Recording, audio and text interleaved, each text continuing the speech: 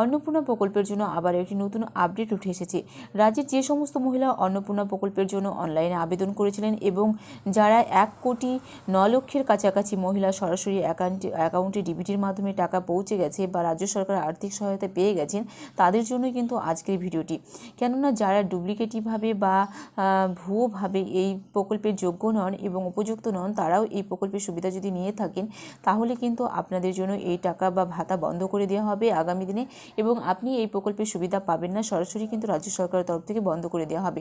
তো কেউ যদি আপনার বিরুদ্ধে অভিযোগ জানায়, তাহলে আবার পুনরায় ভেরিফিকেশন হবে আপনার, তারপরেই কিন্তু এই প্রকল্পের সুবিধা মিলবে। এবং যদি দেখা যায় যে আপনি যোগ্য নন বা অযোগ্য রয়েছেন, তাহলে এই প্রকল্পের টাকা আপনার সরাসরি বন্ধ করে দেওয়া হবে এবং এই প্রকল্প থেকে বঞ্চিত করা দেওয়া হবে। এই জন্য কিন্তু রাজ্য সরকার একটি নতুন পোর্টাল চালু হচ্ছে অন্নপূর্ণা যোজনার জন্য, যেখানে খুব সহজেই আবেদন করতে পারবেন, অভিযোগ করতে পারবেন যে কে অন্নপূর্ণা যোগ্য এবং অযোগ্য আবার বাছাই করা হবে। তারপরেই কিন্তু এই প্রকল্পের সুবিধা বন্ধ করে দেওয়া হবে বা চালু থাকবে, সেই ব্যাপারে সিদ্ধান্ত নেবে রাজ্য সরকার।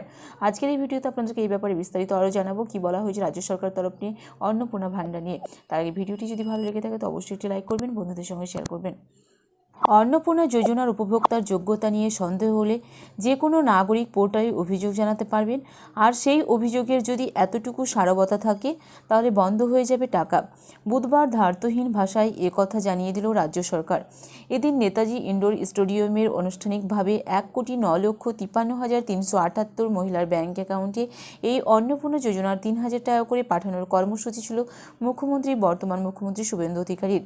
সেখানে তিনি স্পষ্ট করে দিয়েছেন, কোনো অযোগ্য উপভোক্তা সরকারি প্রকল্পের সুবিধা পাবেন না।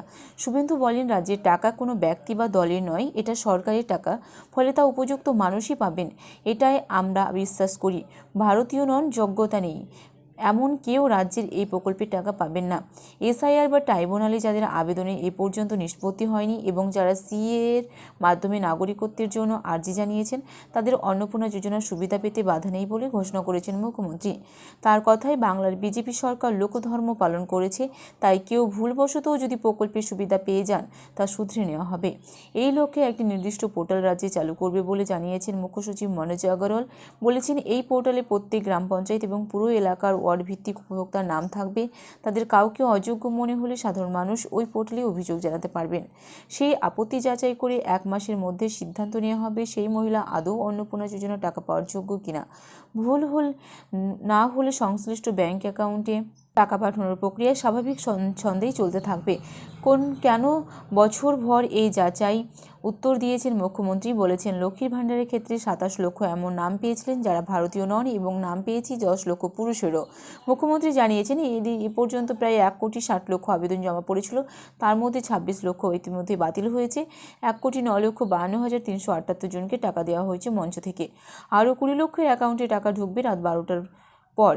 যারা অন্নপূর্ণা যোজনার ভাতা পাচ্ছেন, তাদের মধ্যে তপশিলি জাতি 26,63,555 জন, উপজাতি প্রায় 4,90,000 এবং পাহাড়ি এলাকার উপভোক্তা 1,22,628 জন।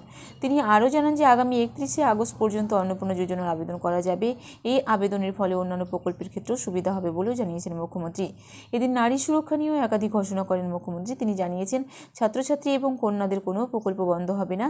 আগামীকাল থেকে সব থানায় চালু হয়ে যাবে মহিলা হেল্প ডেস্ক। মহলালা যাই সূচনা হবে ডায়াল 112-র। উত্তরপ্রদেশ, গুজরাতে অভিযোগ পাওয়ার 9 মিনিটের মধ্যে পুলিশ পৌঁছায়, এখানেও সেটা 3 ঘন্টা। ডায়াল 112 চালু হলে এই সমস্যা মিটবে বলেও তিনি জানিয়েছেন।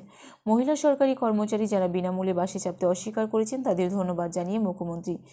এদিন মালতী রাভা রায়, অগ্নিমিত্রা পাল সহ একাধিক মন্ত্রীর পাশাপাশি তৃণমূলের 5 মহিলা বিধায়ক শিউলি সাহা, প্রিয়া পাল এবং সাবিনা ইয়াসমিন, নীলিমা মিস্ত্রি এবং সঙ্গীতা বসুনিয়া উপস্থিত ছিলেন অনুষ্ঠানে।